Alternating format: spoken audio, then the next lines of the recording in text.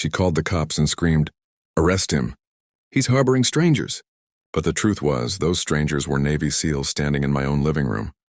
It all started when my teenage son Alex forgot to tell the HOA that our guests were coming.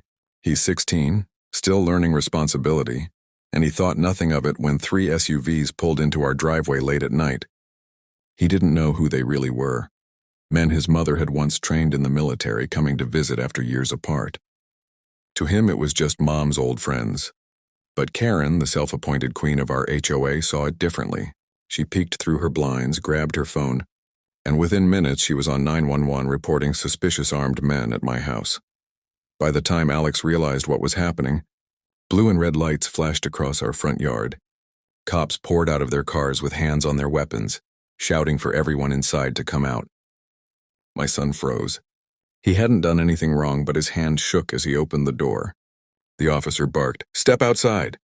Keep your hands where I can see them!" And Alex stumbled onto the porch, terrified. Karen stood smugly across the street with her arms crossed, pointing toward my house like she had caught a criminal. "There, that's them. They're dangerous." "He's hiding them!" she shrieked as if she owned the block.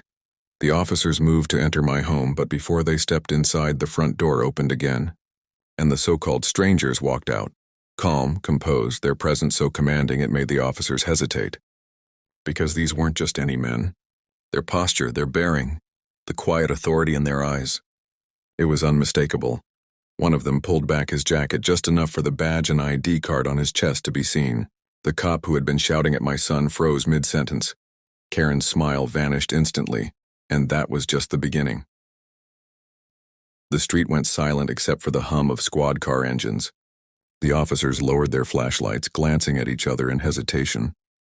The man in front, the one Karen had sworn was a criminal, spoke in a calm, steady voice.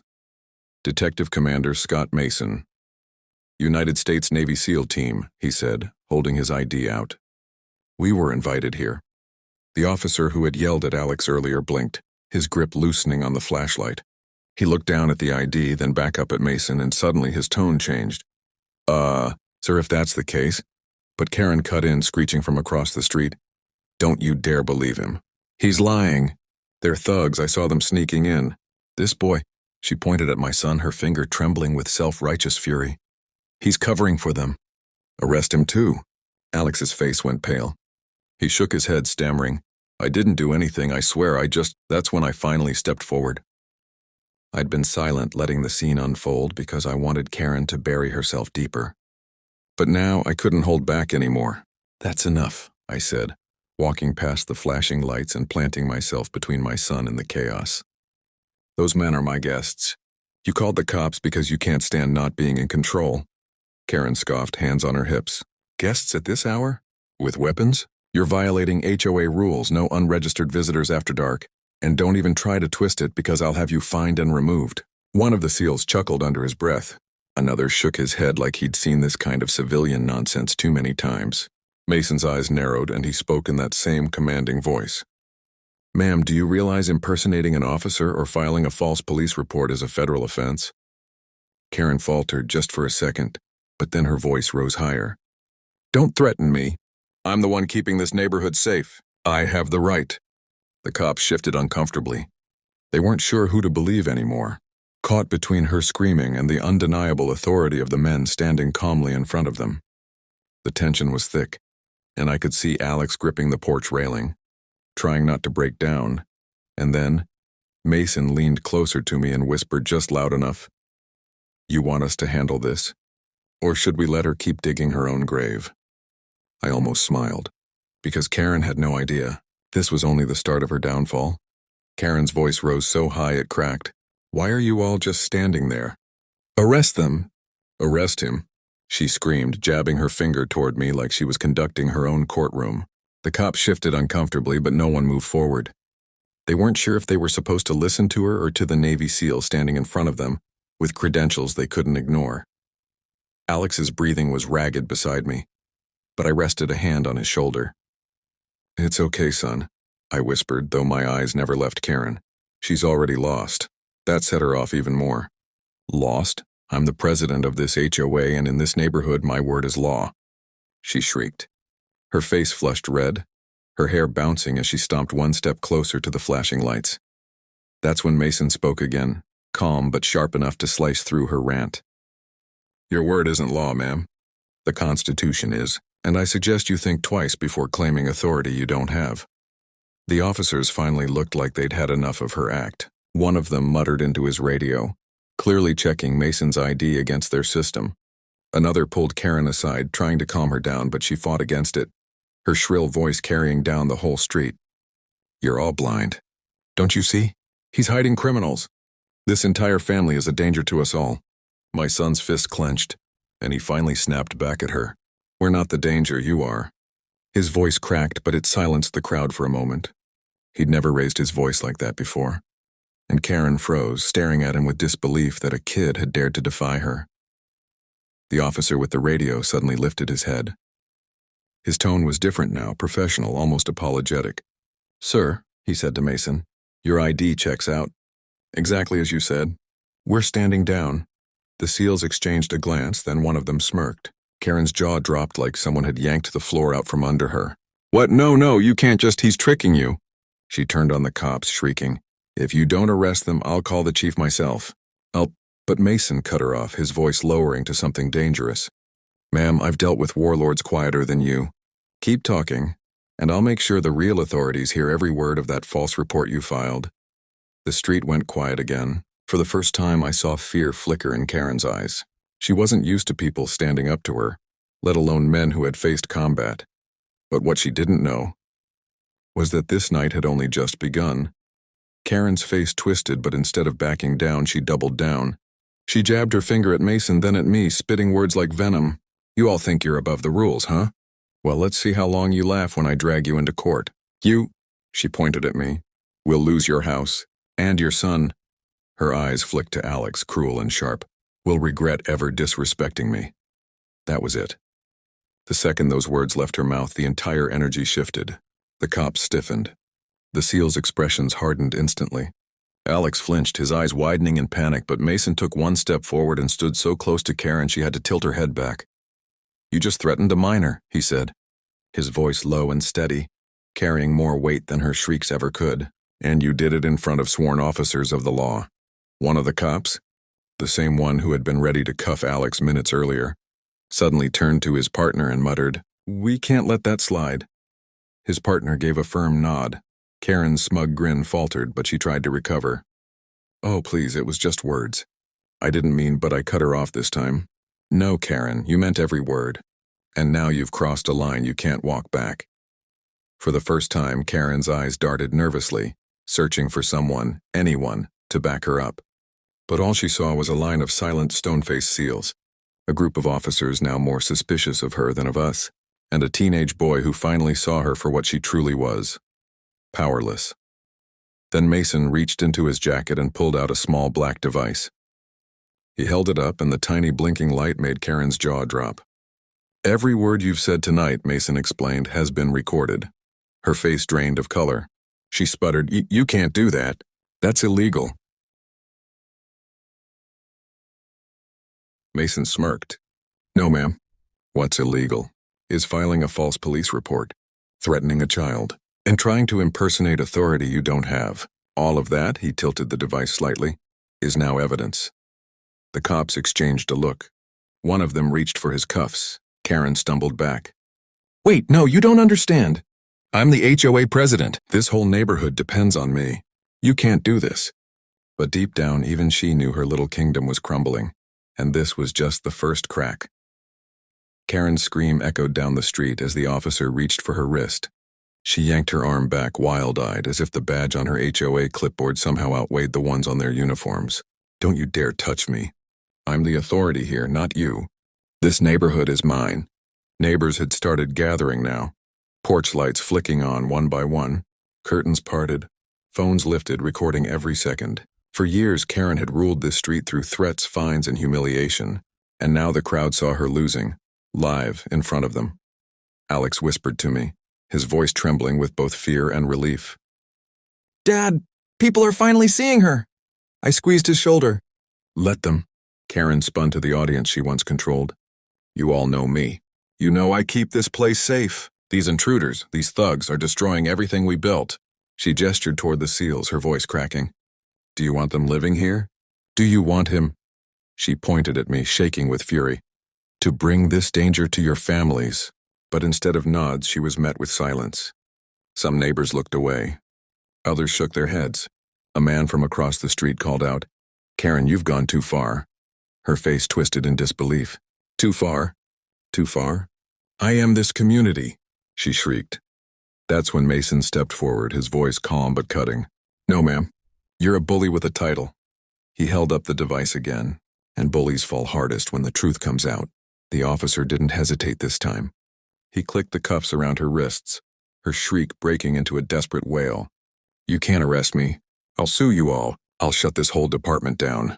You don't know who I am. The cop leaned in close, muttering. We know exactly who you are. The neighbors were filming, whispering, capturing every second. The queen of the HOA, the woman who'd ruined birthdays, towed cars, and fined people for leaving holiday lights up one day too long, was now being walked across the street in cuffs. But just as I thought it was over, Mason turned to me, his voice low. It's not done yet. You need to know. She wasn't working alone, my stomach dropped. What do you mean? Mason's eyes narrowed. She's been feeding names to people outside this neighborhood. Someone bigger is pulling her strings, and suddenly, the night wasn't about Karen anymore. It was about what she'd been hiding. Karen thrashed against the cuffs, screaming like a cornered animal, but the officer kept walking her toward the squad car. The neighborhood was buzzing, phones up, neighbors whispering, kids peeking from behind parents. Everyone thought this was the end of it. Everyone. Except Mason. He stayed perfectly still, eyes fixed on me, his voice low so only I could hear. She's been reporting you. Not just to her HOA board, to federal contractors. I felt the blood drain from my face. Reporting me? For what? Mason's jaw tightened. Your land. Your file's been flagged. Someone wants you gone. Before I could answer, Karen twisted her head around, eyes blazing through strands of hair stuck to her sweaty face. You think you've won? She spat, her voice trembling with rage. This is bigger than me. You're already marked. The crowd gasped, whispers spreading like wildfire. Alex clung to my arm, his voice cracking. Dad, what does she mean? I didn't answer, not yet. Because in that moment something clicked.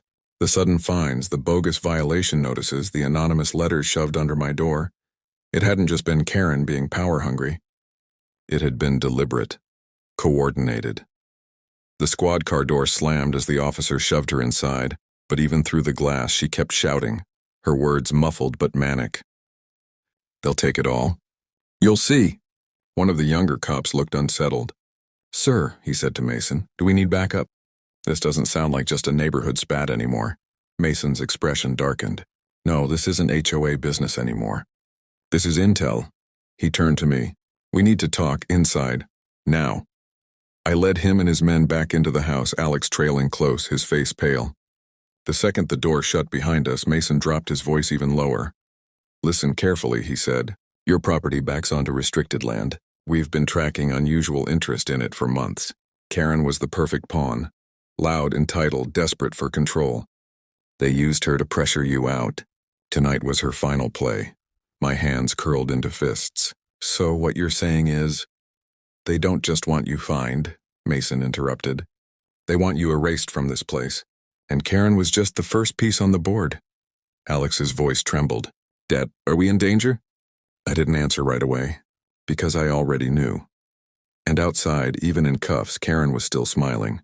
The house felt heavier, like the walls themselves were holding secrets I'd never noticed before.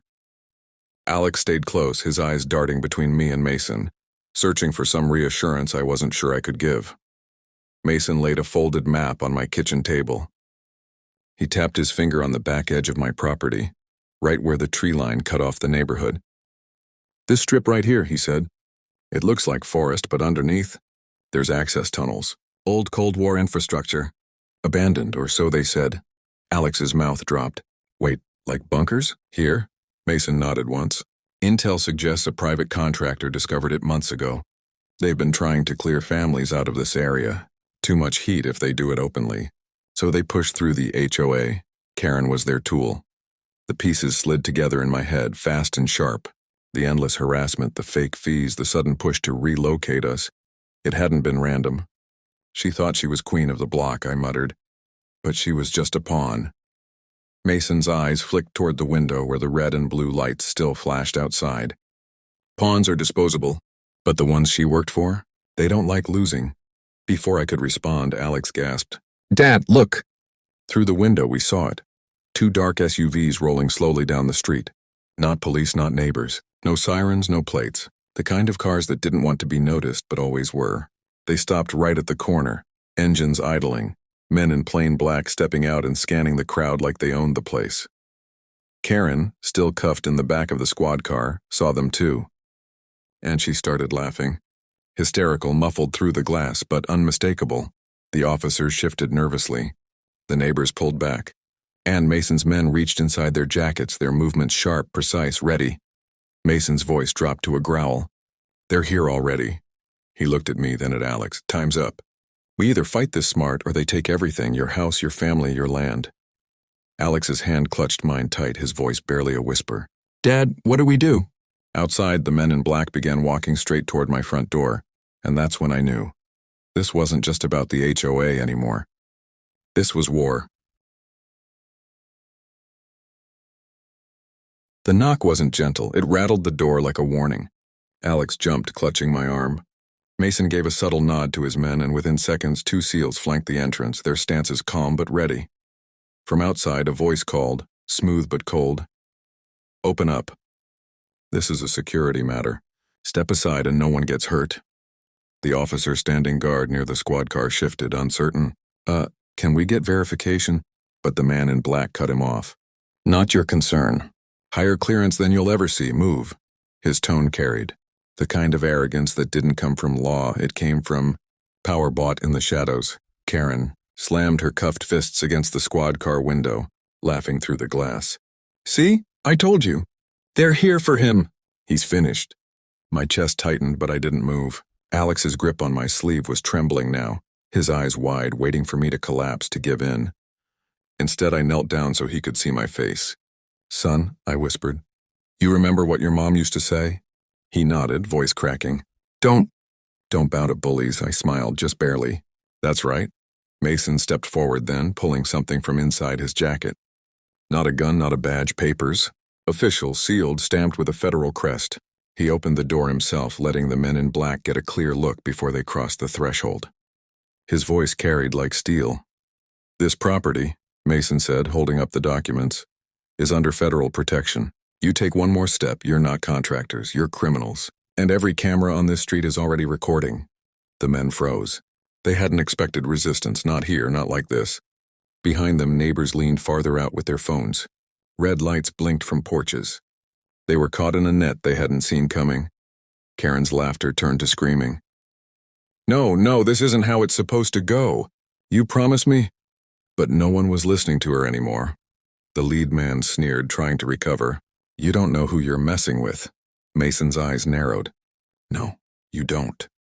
He gestured to his team, and in one swift motion, the SEALs moved forward, not firing. Not violent, just fast and precise, disarming the men, forcing them face down on the pavement before they could react. The officers, finally snapping out of their hesitation, swarmed in to cuff them. The crowd erupted, neighbors cheering, clapping, some even shouting my name. For once, the HOA's fear had been broken. Karen was dragged out of the squad car, her voice hoarse now. "You can't do this to me. I'm the president. I am this neighborhood." I stepped forward, Alex beside me, and looked her dead in the eye. "No, Karen, you never were. You were just noise." Her face twisted, but her power was gone. Mason clapped me on the shoulder, his voice softer now. "It's over. At least for her. But the bigger fight, we'll handle it. You just protect your boy." I looked at Alex, his eyes shining, not with fear anymore, but with pride. And in that moment I knew no HOA, no contractor, no corrupt system could take away what mattered, because this was our home, our land, and nobody was ever going to bully us off it again.